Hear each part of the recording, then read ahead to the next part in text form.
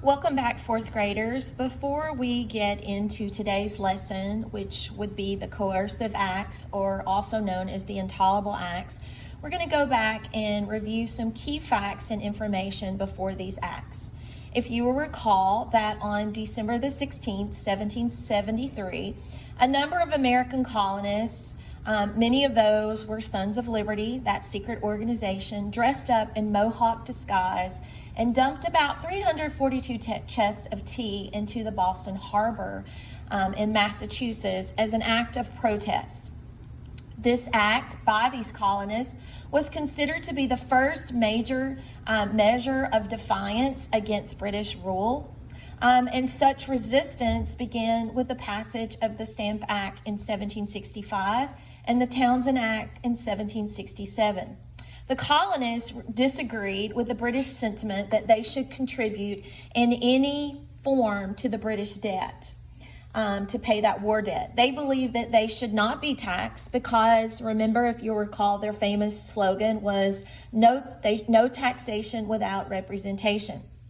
And if you'll recall before this, that on March the 5th, 1770, there were actually 5 colonists who were killed and 6 were injured after a fight between a group of colonists and British soldiers that occurred in Boston. For the Americans, this event became to be known as the Boston Massacre. In response to this, King George III, the King of Great Britain, eventually repealed the taxes except for the tea tax. As a result, the colonists boycotted tea imported by the British East India Tea Company. Instead, they smuggled Dutch tea. In 1773, the Parliament passed the Tea Act, which allowed the East India Company to sell duty-free tea, which was cheaper than any other company. And it is believed that the Boston Tea Party that occurred was planned by the Sons of Liberty. However, due to them dressing up as Native Americans, none of them were ever caught. And even after Americans' independence, their identities were still unknown. So today's lesson, we're going to move on into these coercive acts, which the colonists hated so much that they called them the intolerable acts. The name intolerable acts was given to the coercive acts by the American patriots. Remember, if you were a colonist living in the colonies and you did not support the king, you considered yourself a patriot. And if you were a colonist living in the colonies and you were loyal to the king, you considered yourself a loyalist. The British government passed these intolerable acts as a punishment to the colonies for the Boston Tea Party. And these acts basically had 3 major areas. To Massachusetts alone, it closed Boston Harbor until the colonists in Massachusetts paid for the tea that they destroyed. And this was a big a blow to the economy because with the harbors closed and the ports closed, nothing could come in and nothing could come out. It also ended town meetings in Massachusetts and sent British military to rule in Boston.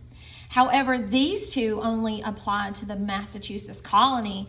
All of the colonists and all 13 colonies required colonists now to quarter or house British soldiers. So as you can imagine, this was not received very well by the colonists. In fact, the Intolerable Acts were one of the major events in the American Revolutionary War, and that actually united the colonies even more against the British.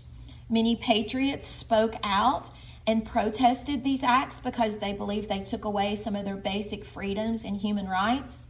And in September of 1774, the Patriots organized the First Continental Congress to coordinate a protest, and between September and April of 1775, tensions escalated and the American Revolutionary War broke out. And we're going to stop there today. So if you will, again, I would suggest to go ahead and listen to this video twice. Go ahead and cut these notes out, highlighting anything that you need to highlight, and this will go inside your social studies notebook.